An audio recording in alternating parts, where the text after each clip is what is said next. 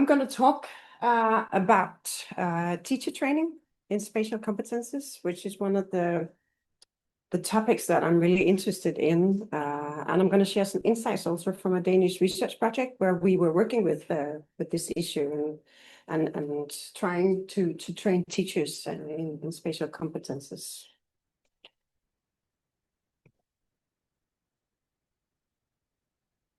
But first, I would like to just explain a little bit about my background, the background for my research. As you know, I work as an assistant professor at the Royal Danish Academy. And here, my main research interest is in the interplay between pedagogical practices and physical learning environments, and how these learning environments frame different kinds of pedagogical practices. I actually have a background in design practice from before I went into academia. I was working in 2 different design studios, not at the same time, but at different times. And this is where my interest in this topic, the space practice relationship, was triggered. Because we were doing these, or at least we thought we were designing these really cool, amazing learning spaces. And then when we went back, they weren't always working as we expected them to. So we were thinking a lot about why was that? Why when we thought we were having these great ideas and then they didn't work as we thought they would later on. So that sort of became the topic for my PhD project. I did research on the interplay between space and practice, but with a particular focus on participatory design, on how you could use co-design methods in the process, and how you could work with the activation of the spaces afterwards. And this is, of course, something that connects to teacher training and spatial competences. So that spatial competences is the topic for my presentation today, and I'm sure that this is not something new for any of you sitting here. But I'm gonna get a little bit into first just talk a little bit about what is spatial competences and why do teachers need to have spatial competences, and then I'm going to give you some insights from a case study where we were working with teachers and training them in the relation between pedagogical practices, the physical learning spaces, and then there was this additional thing about indoor environmental qualities, which is quite a big issue in Denmark. So it was this combination. But first, spatial competence. Spatial competence is the ability to see and to shape the physical learning environment as an active and responsive part of educational practice. So it's both about awareness, so to see the ability to critically analyze surroundings, but also to understand how they relate to the learning activities. And then there's the competence part, which is where you have both knowledge about the spatial qualities, but also and how they affect learning practices, but also that you have the ability to actually go out and redesign the spatial framework to sort of suit teaching practices, but also the other way around to match practices with the spaces. So it's a two-way competence, you can say. So it's not just a matter about becoming aware of the possibilities and the qualities of the spaces, but it's also about becoming able to use the spaces to sort of support different learning practices. And I would claim that this is something that is gained through experience. So to become really spatial competent, you need to gain the experience. You have to try things out many times so that it becomes part of your natural part of your daily practice.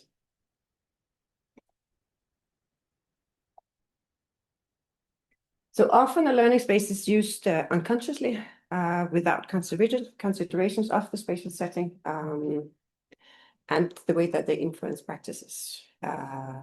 Research actually shows that we tend to passively accept the spaces that we're in the way that they're made available to us. So it actually takes a lot from us to go in and do redesign of the spaces. Once the chair is placed somewhere, it tends to stay there. And this, of course, affects the learning situation, especially if we work in a spatial setting that doesn't match the way we will teach and learn. Can you see something from over there?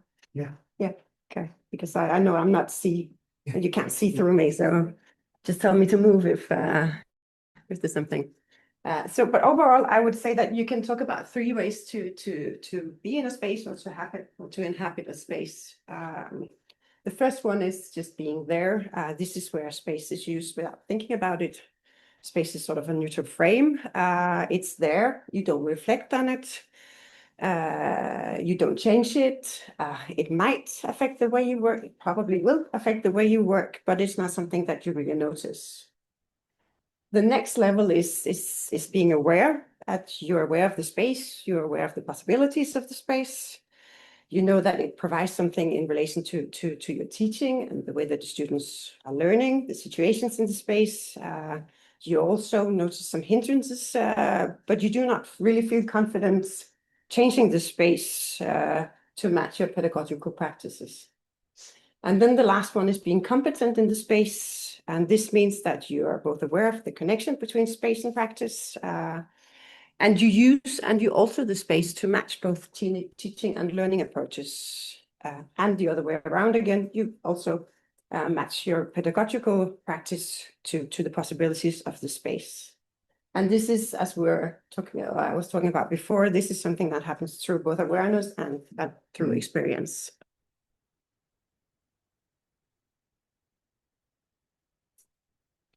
So moving on to this case study, a research project that is connected to this with training teachers in spatial competences. It was a project that ran from 2020 to 2024. It was about pedagogy, space, and indoor environmental qualities, and it had a really long name. It was called in Danish Pædagogisk Indeklima Ambassadør, so pedagogical indoor environmental quality ambassador. Really easy to say. But it was, you can say, well, it was about becoming spatial ambassadors or spatial agents, but with a focus on both space pedagogy and indoor environmental qualities. And the research project was three-part. There was a teacher training program that ran for two times. There was an action research project connected to the program. So we were both teaching, but we were also doing research to gather data from the program. And then we did a literature review where we looked into what has been done, what has been written about the connection between these three themes. And the aim was to educate teachers and school leaders in matters of pedagogy, space, and indoor environmental qualities. So it was not just teachers, it was also school leaders and also some technical personnel that took part in the project. And we wanted to strengthen their spatial competences and turn them into these spatial agents in the schools so that they could work more qualified with the spaces in connection to the two other subjects. And so that they could support the rest of the staff in their schools in working more actively with space and indoor environmental qualities. And it was a project that was initiated by actually Aarhus municipality. We had a test round first of the teacher training program, and then we did a second round where we did the research study on the project as well. And then we had a Danish organization called Danish Center for Educational Environment, Aarhus University, both the pedagogical university and engineers also in the project doing measurements, and then Royal Danish Academy.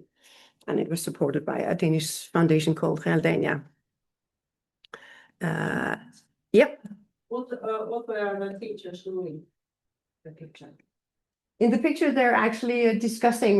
We used a lot of different methods, and had them discuss a lot on different issues. And I can't remember exactly what they were discussing in this picture, but I have a slide more than I'll show you some of the methods in a second.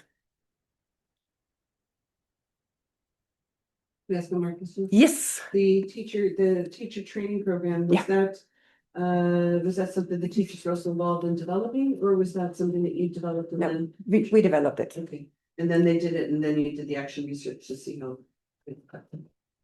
Yeah, we did the action research in the way that we gave them assignments that they would do as part of the teacher training program in their schools.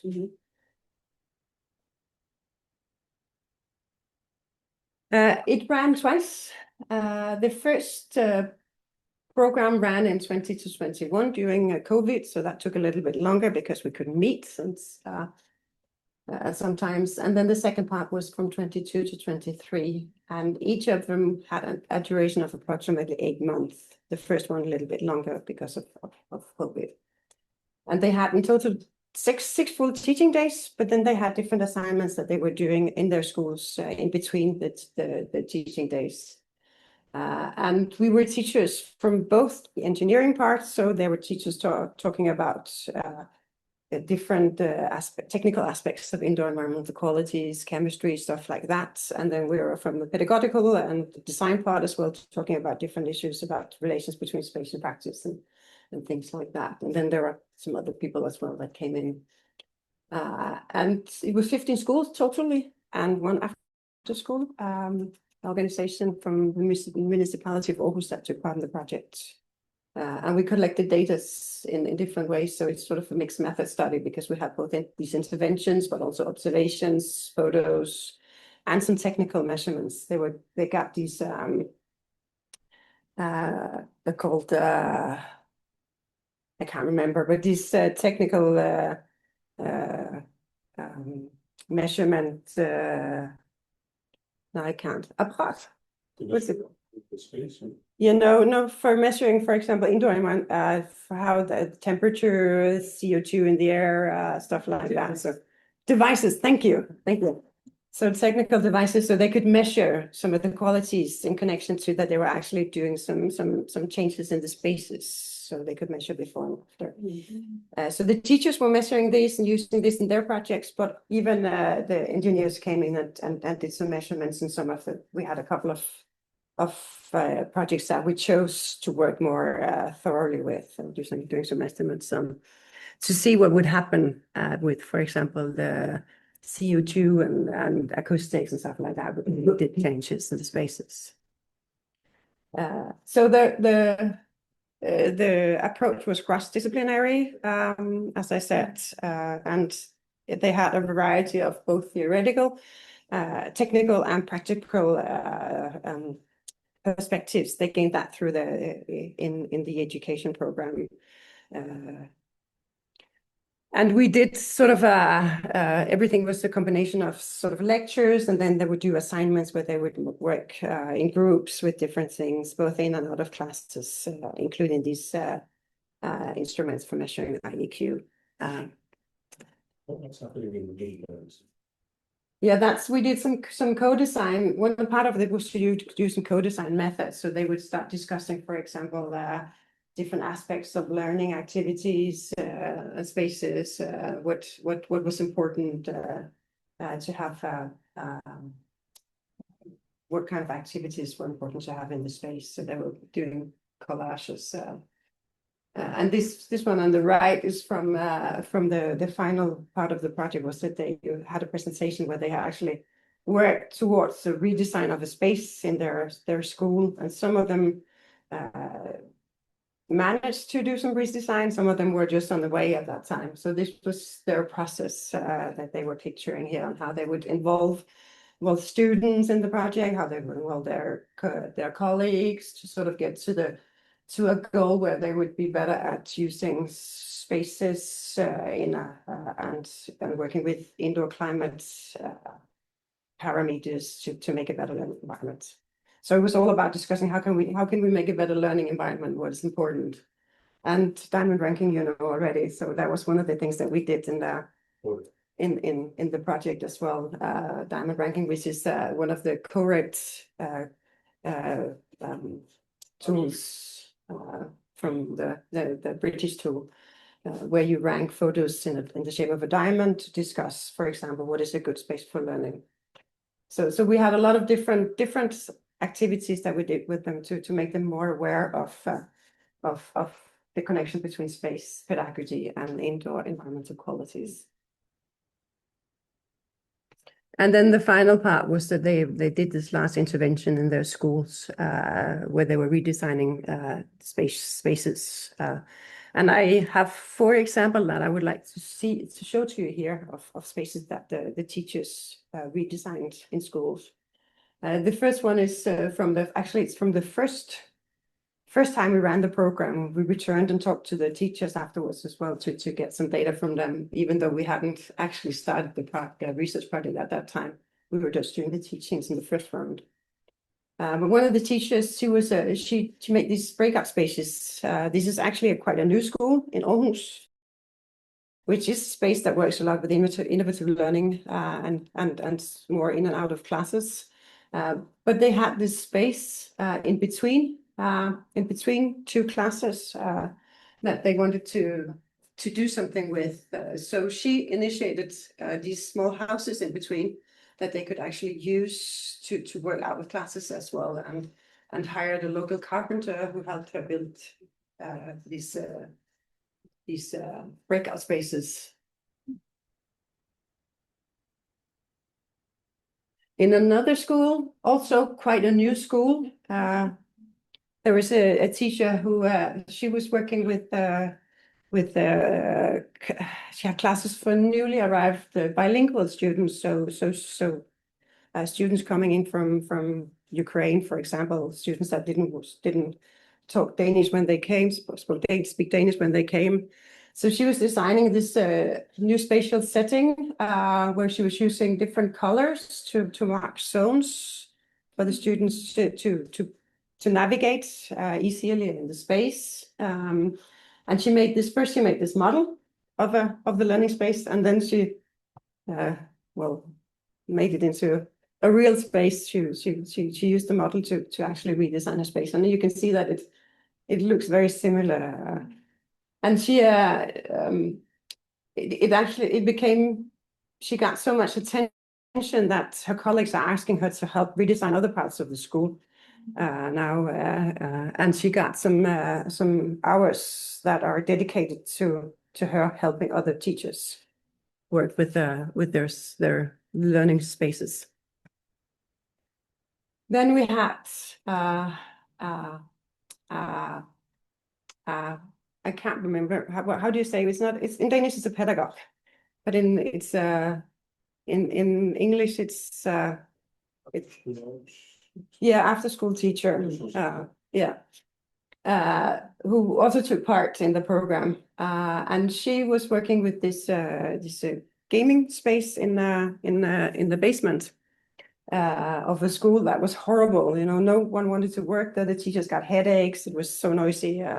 And so she did some spatial alterations with these noise reduction panels, but that was not enough. So she went through the whole pedagogical process, designed a structure for how they would book it, how they would clear the room, how they would place students in the space as well.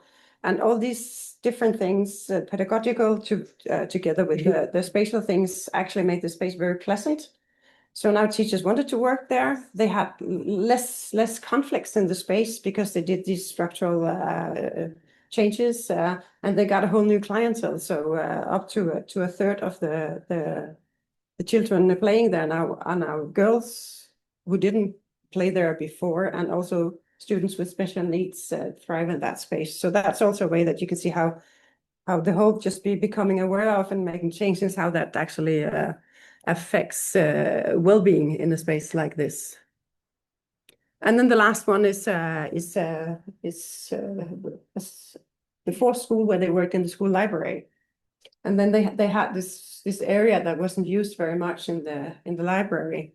So the one teacher and the school vice school leader, they designed the space for reading, because one of the issues they had there was that not enough children were actually borrowing books, and they also have a lot of bilingual students in that school, so they were afraid that they wouldn't actually get time enough to read. And so they did the space and dedicated it to reading, and all the furniture is secondhand or something they had in the basement, or they got from otherwhere.